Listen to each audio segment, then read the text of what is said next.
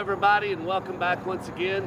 Another edition of Inside the Headset. I'm at Riverdale High School with the head coach of the Warriors, Coach Ron Aydelott. Coach, how you doing? Doing good, man. Hadn't had a chance to talk to you. This is our first meeting and everything. You came away with a win Friday night. You've had a little more chance to review the video. Apparently your defense did pretty good and whatnot. Kind of tell the fans a little bit about what's going on. Well, Friday night, we played a really quality opponent.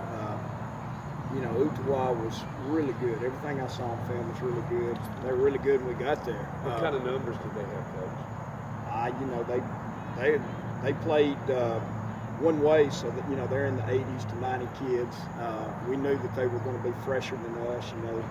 Obviously knew the team huddled for the most part, so it was a long night. A lot of flags on the field. It was sloppy, but I thought defensively both teams were outstanding, and both offenses have a lot of work to do. Well, a lot of coaches talk about the little things, and that the biggest progress can be made between game 1, 2, and 3. Just staring at that video, what are some of the things that you can tell your players or any kid coming up that you notice right off that somebody can correct it and get that back right on track and try to make something of it? Well, in spots, we would do some things right. I think it becomes a consistency thing. Whether you change a guy out here or a guy sees a little different look and they don't do exactly what they're supposed to. So it becomes more of just consistency, especially on the offense. And usually defenses are ahead of offenses early in the year unless you got a lot of returners. But, we're breaking in a new quarterback and several people in positions, and we had a couple of kids hurt and done for the year early in the season. So we've been kind of reeling the last week or so trying to correct some of those things. And, so we're going to try to get there. Well, is it just lining up, or is it just running the right play, or running a play sloppy, or Well, it's all of those things. Getting lined up properly, knowing what the reads are, knowing what to do. It's just got to become automated, just kind of like brushing your teeth. And right now, kids are still having to think. It's not. We don't have that automated,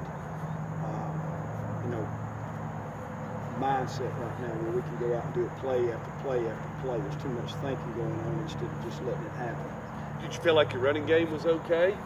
Well, in spots it was average. No, it was far from what we wanted to. We had too many holding penalties, whether they were legit all the way around.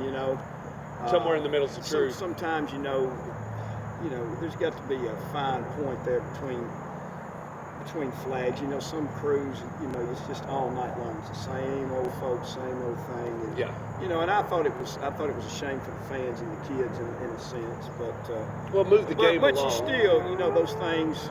You've got to be conscious of that. It's kind of like having an umpire has a strike zone in a certain place, and you keep taking the ball, and he's going to call that for a strike. You got to adjust. So I didn't think we did a good job of that. So we were very inconsistent, sputtering on offense. Special teams at times seems like they did what they needed to do based on some of the things that happened. You ended up with that's another thing. You try to cover all the things that you have to do before a week one opener, and a lot of things are not polished as well because you just don't have enough time to get all that stuff in. You may have touched it, and then you got to go back and grab it.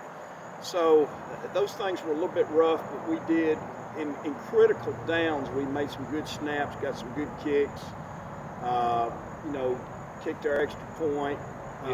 We did. We performed taking a safety, which didn't take a whole lot of ability. But then we lined up. But it's being smart enough to do it. We lined up with a safety kick, and we pinned them. And that that's part of the game of football. Yeah, we ultimately won the football game because of that. Didn't give them a chance to get down there and get close again. So we got a lot of work to do in all phases. And I would think even the defensive coaches would tell you, as good as it looked, there were things on film that did not please them as well. Team travel well, going down and back? Well, this group is a little bit different. We searched a little bit for leadership with this group, and it's one of those groups I think will probably stress us all out because you can't tell in this group. Yeah. So today's kid is hard to tell. We may play up and we may play down the competition. It's hard to see, but we've sort of kind of been like that through the fall, where teams we thought we should do a little better against.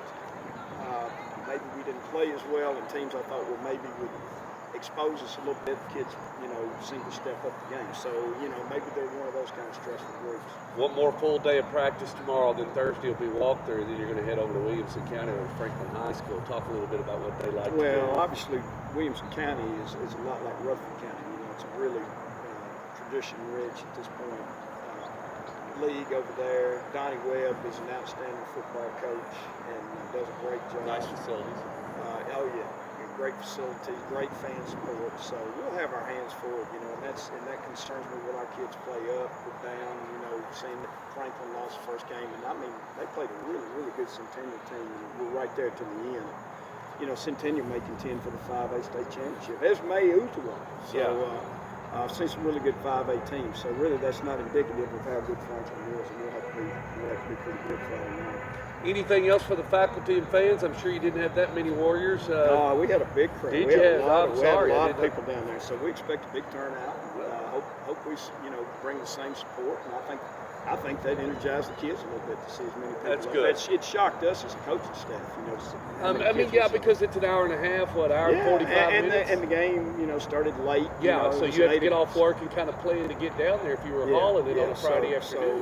We had great fans. I thought that time might pin you there going off at 6. Well, no, we went at 8.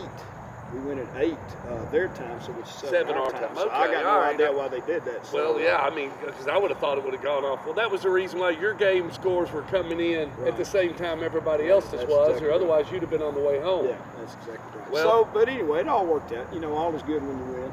We could complain and moan if we lose, I guess. But just looking at your schedule, if everything goes right and you don't get a bunch more injuries, you can keep we've been snake bit a little bit in that, but I think this year's a little bit different in our regard in 6A in that we're in the playoffs. We're working for seeding and we're trying to get better each and every week so that we're. But I think if you look at it, if the team plays hard based on the talent, based on what you know today, and of course the maps in their hands and whatnot, but I think if they buckle down, they get a couple of wins here in the first 4 or 5 and feel pretty good about heading to the back season. We're certainly going to try that. I think there's going to be some games that we might not have the best talent, but I think we've got good kids. They may be a little bit stressful, but I think as I said, hopefully they, the one thing you do hope is they always play up to competition. So the one thing we try to avoid is playing down the competition if we are playing the same. And there's not going to be many weeks of that, if any. No. Well, it's a non-region game, so anyway, 45 minutes down the road over off Highway 96 and then straight into Franklin for the Franklin High School Rebels. I think they are the Riverdale Warriors, and that'll be a 7 o'clock kickoff. And hopefully next week when I talk to Coach Aydelott, it'll be 2-0. We'll see you then.